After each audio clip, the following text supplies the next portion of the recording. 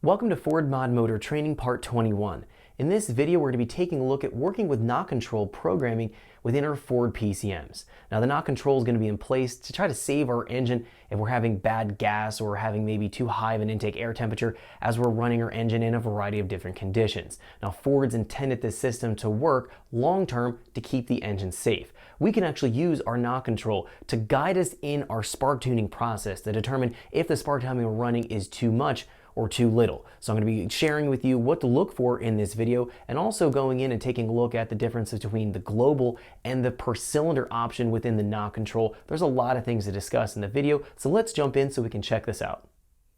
Okay, so let's get started. We're going to be taking a look at working with the knock control within the Ford PCM logic. Now, the knock control is going to play a vital role in the engine's operation.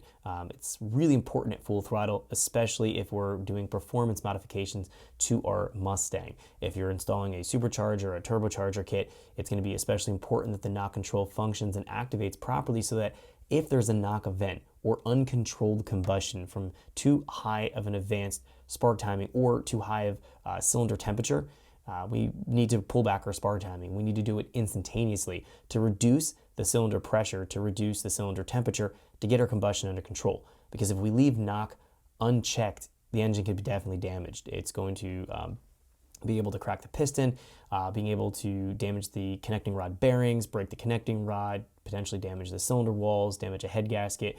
All bad things. We want to avoid that. So we can use the knock control for long-term engine operation to avoid engine damage or help us avoid engine damage. This can also be a result of, if we're talking about having too high of a cylinder temperature or having too much spark advance, which can lead to knock.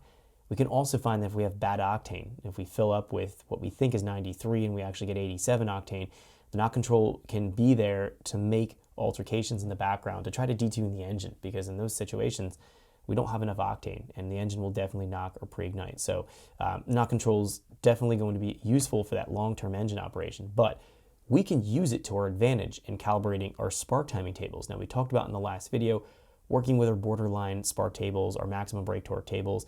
We went into our VCM scanner and panned through a data log and started to get familiar with what we're looking at. This video, I'm going to be talking about all of our knock control tables so that you understand what is going on, what we need to alter, and how we can use the knock control to guide us in making our spark timing update changes in our borderline knock spark timing table.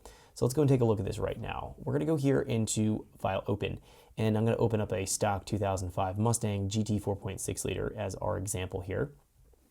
We're going to move into our engine, and then from engine, we're going to go into general into spark, and then here, we're going to go from our advanced tab and go over here to the retard and to the knock sensors. This is where we're going to be focusing our efforts in this video, specifically into the retard area right here. We need to talk about a few things.